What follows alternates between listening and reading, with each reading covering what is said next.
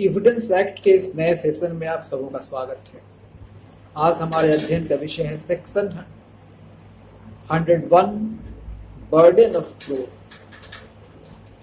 Burden of proof is a very important chapter of Indian Evidence Act. The whole system of evidence rests on the principle of this burden of proof. Burden of proof means to prove the facts in issue. सबूत का भार, जैसा कि मैंने अभी कहा, भारतीय साक्ष्य अधिनियम की सबसे महत्वपूर्ण धाराओं में एक है। बल्कि यूं कहें कि सारा का सारा एविडेंस एक्ट इसी के इर्द गिर्द घूमता है तो कोई अतिशयोक्ति नहीं होगी।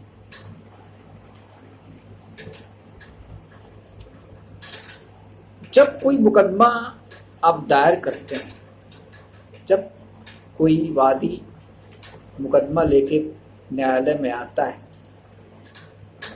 तो उसे विवाद का बिंदु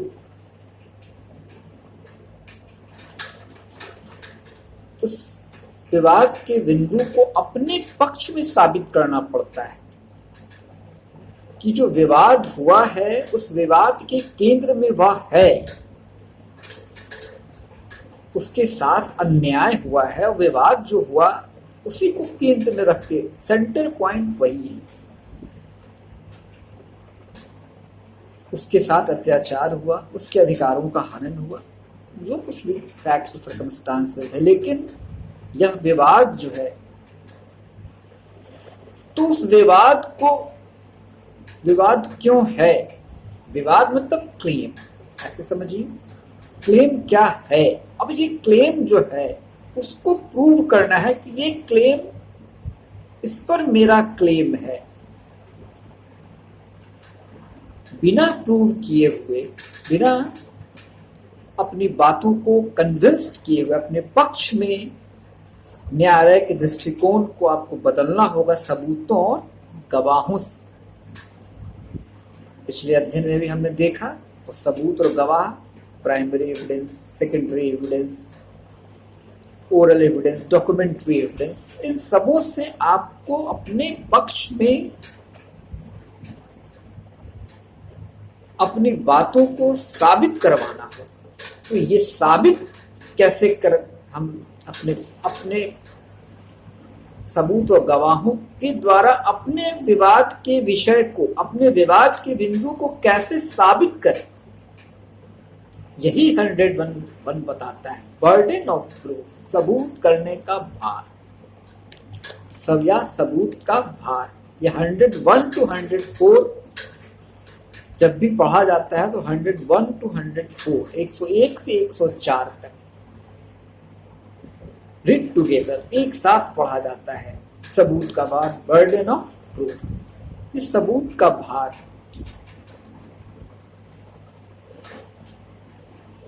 एविडेंस एक्ट साक्ष्य नियम यह कहता है कि अगर आप कोई बात उठाते हैं, कोई बात लाते हैं या किसी कथन पर कायम रहते हैं, तो उसे आपको साबित करना होता है कि यह बात सही है, यह बात सही है, या जो बात हम कह रहे हैं दावे के साथ वो बिल्कुल अक्षरशः सही है।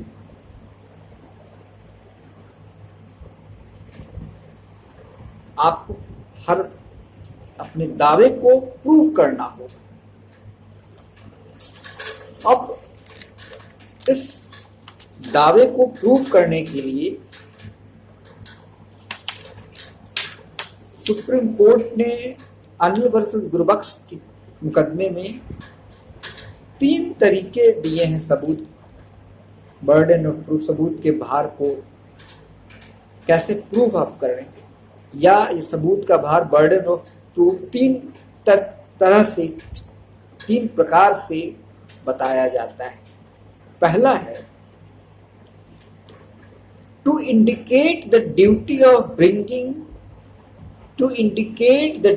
Of bringing forward evidence in support of a prosecution at the beginning or later. To indicate the duty of bringing forward evidence, evidence को आगे लाना, एविडेंस को प्रस्तुत करना, सामने लाना प्रोसिक्यूशन के शुरू में या अंत में.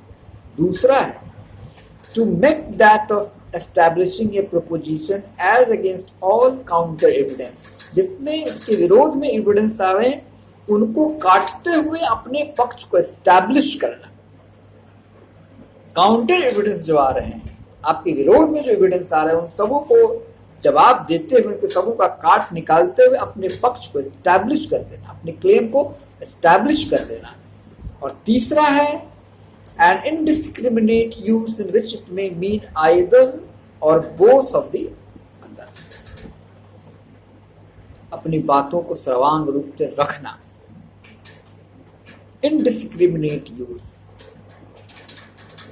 वर्ड बहुत एप्रोप्रिएट किसी निर्माताओं ने इस्तेमाल किया. indiscriminate use.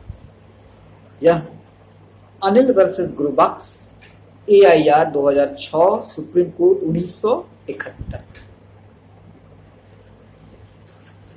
वाले मुकदमे में बर्डन ऑफ प्रूफ किसको बोलते हैं, ये बहुत अच्छे तरीके से सुप्रीम कोर्ट ने बड़े अच्छे तरीके से इसको विस्तार से बताया है. Anil versus Gurbaksh AIR 2006 supreme court 1971 1971. अब ये बर्डन ऑफ प्रूफ जो है वह एक और मुकदमे में बहुत महत्वपूर्ण तरीके से सुप्रीम कोर्ट ने बताया. Subrata versus Bharat Coking Coal. Subrata versus Bharat Coking Coal 2000 volume 3 Supreme Court cases 312. यह AIR ऑल इंडिया रिपोर्टर में भी रिपोर्टेड हुआ. AIR 2000 supreme court 1203. अब ये बर्डन ऑफ प्रूफ जो है वह स्टैटिक है, सबूत का भार, यानी कि सबूत का भार एकदम स्टैटिक. स्टैटिक मतलब स्थिर है. साबित करना है. अब ये साबित करना क्या है, तो फैक्ट साबित करना. तो सबों को साबित करना है, वो पक्षकार हो, वादी हो तब या प्रतिवादी हो तब. प्रतिवादी आपकी बात को काटेगा तो अपने पक्ष को एस्टैब्लिश करेगा, वादी अपने बात को एस्टैब्लिश करेगा, यानी सबूत का भार. अब इसमें से एक और शब्द निकलता है ओनस ऑफ प्रूफ. जब सूट के ट्रायल के दौरान, केस के ट्रायल के दौरान हमेशा बर्डन ऑफ प्रूफ चलता रहता है. बर्डन ऑफ प्रूफ लगातार from beginning to end static हमेशा खड़ा रहता है, वो चलता रहता है साथ साथ, सूट के साथ साथ कदम ताल करते हुए. लेकिन ओनस शिफ्ट कर जाता है. आज मैं कुछ कह रहा हूं कि हाँ ये मेरा क्लेम बनता है, अब इन पर प्लेंटिफ का दावा नहीं बनता है. प्लेंटिफ जो कह रहे हैं वो गलत है. इसको कौन रिबट किया, डिफेंडेंट प्रतिवादी रिबट किया, तो ओनस शिफ्ट कर गया. अब ओनस उन पर चला गया, गेंद उनके पाले में चली गई कि नहीं ये उनका दावा बनता है, और आप कह रहे हैं, आप अपने प्लीडिंग में है, आपने कहा है कि ये उनका दावा नहीं बनता. तो कैसे नहीं बनता है आप बताइए. ओनस शिफ्ट कर गया. तो ओनस शिफ्ट करते रहता है और बर्डन ऑफ प्रूफ स्टैटिक होता है. सबूत का भार तो साबित करना है, लेकिन कभी इनको कभी उनको ओनस शिफ्ट करते रहता है. अब इस बर्डन ऑफ प्रूफ और ओनस ऑफ प्रूफ को बहुत अच्छे तरीके से AIR 1964 all India reporter 1964 supreme court 136 A Raghamma versus चंचम्मा. A Raghamma versus A Chenchamma वाले केस में बहुत अच्छे तरीके से बर्डन ऑफ प्रूफ और ओनर्स ऑफ प्रूफ को डिफाइन किया ऑनरेबल जजेस ने। AIR 1964 supreme court 136।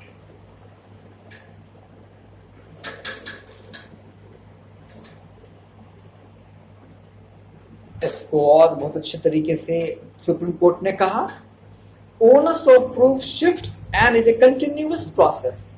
मैंने जो भी बताया, ओनर्स शिफ्ट करता रहता है और एक कंटिन्यूअस प्रोसेस है। बर्डन ऑफ प्रूफ तो स्टैटिक है, वो बना हुआ है, आपकी प्लीडिंग के साथ साथ चल रहा है, वो भी कंटिन्यूअस प्रोसेस है, लेकिन वो स्टैटिक बना हुआ है। प्लीडिंग से आप इधर से उधर नहीं हो सकते और ओनर्स शिफ्ट करता चला जाता है हर बार, हर स्टेप के साथ। प्लेंटिफ और डिफेंडेंट के हर स्टेप के साथ ओनर्स शिफ्ट कर जाएगा। यह बहुत अच्छे तरीके से बताया है शिवराज सिंह,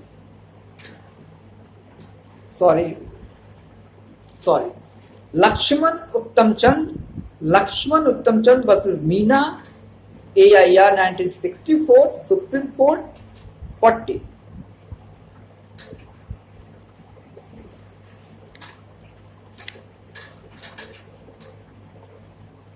यह बहुत महत्वपूर्ण सेक्शन है 101 से लेके, लेकिन इसका जो मेन जिस्ट है वो 101 है और 104 है। तो 101 से 104 तक बर्डन ऑफ प्रूफ को बताया जाता है।